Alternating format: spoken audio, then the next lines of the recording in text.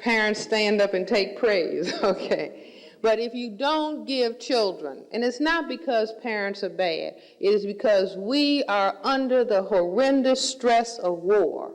And if children do not get their emotional needs met, then they're moving around and walking around and something is missing in the area of the solar plexus.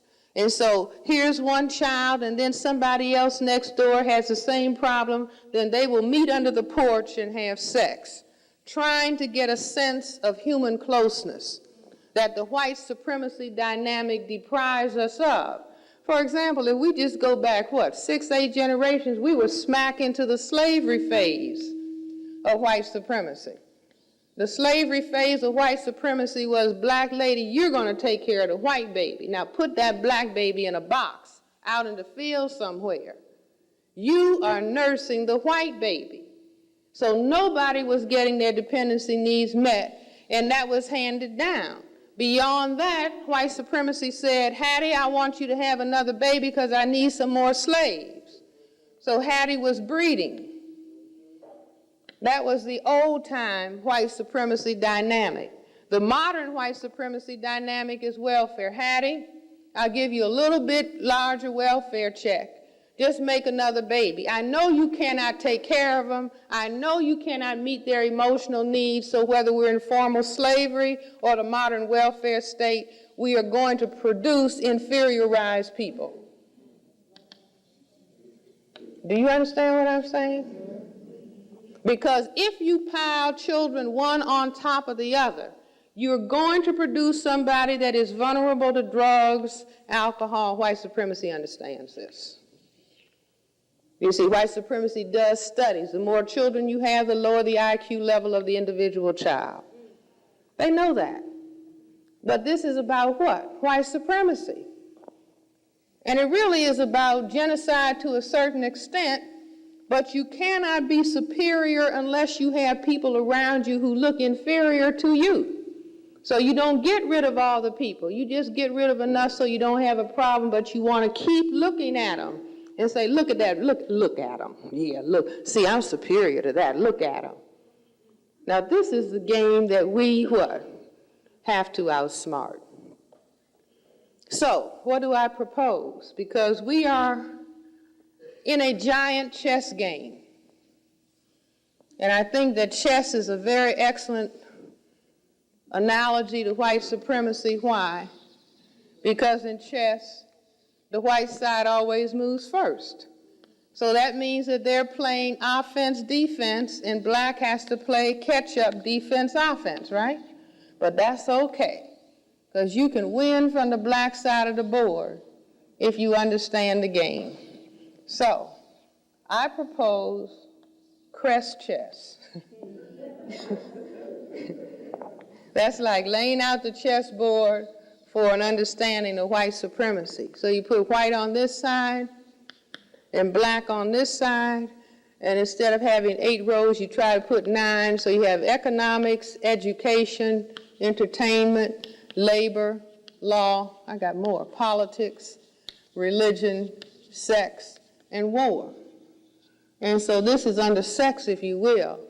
So they make a move, I'm going to make you make inferiorized people, because I can always overwhelm inferiorized people. So on our side of the board, under sex, my recommendation is no black woman have a child before 30, no black man have a child before 35, no more than 2, no closer together than 3 years apart, as a strategy for making soldiers.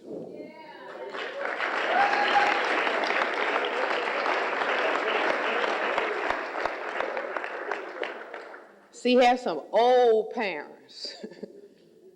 See, that's like you can tell little children who have been reared around their grandparents. There's a difference between somebody who is 14 and somebody who's 34. Make no mistake about it. They would prefer, and this is interesting, this is so interesting to me, after I started talking about this 30, 35, no more than 2, no closer together than 3 years apart. Now, you know how they have on TV, they bring up the black lady who has 15 children. Hattie, these children that you can't take care of? You see what I'm saying? That's Donahue and Sally, Jesse Raphael, and all the rest of them, okay? So Frances Welsing comes along and says black people no more than 2, no closer together than 3 years apart. You would have thought that they would have put me in all the newspapers. What begins to come out in the newspapers? Recent study, we think it's all right for the black teenager to have children. That this is an all right solution.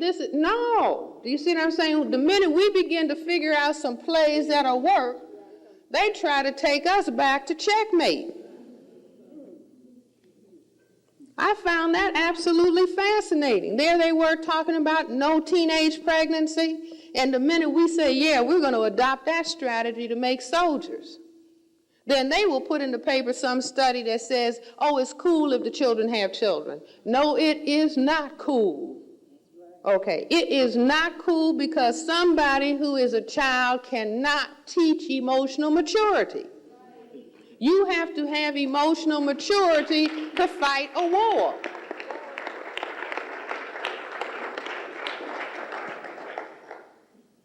So that's one strategy, okay? Let's go back to this chess game. Chess, to make a long story short, is about white king, checkmate black king.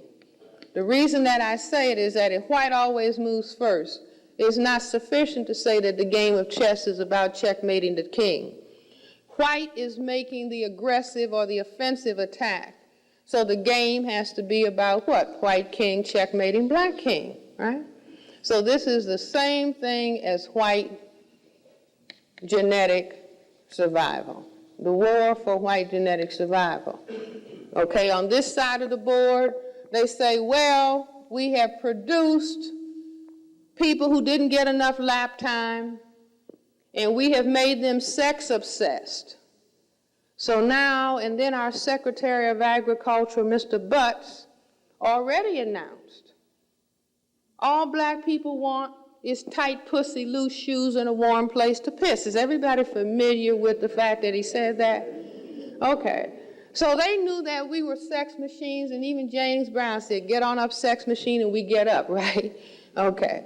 So they know what they're doing. They said, well, now, right, this will be a perfect strategy. We will make a biological warfare weapon that is sexually transmitted. They are so sex obsessed that they'll be saying, I gotta have some, I don't care. I'm not using no condom. Do you all understand? See, they make us, and then they make the weapon to destroy what they've made. But then I found out, through a little book that I found in 1987, that was published in 1969. It was a book done by some people in Britain called A Survey of Chemical and Biological Warfare. And in that book, God led me to the little bookstore, led me to turn immediately upon opening the book to the page that discussed vervet monkey disease. Vervet is Latin for green. You know that green monkey they say was in Africa and started the whole thing? That was a lie. But the vervet monkey disease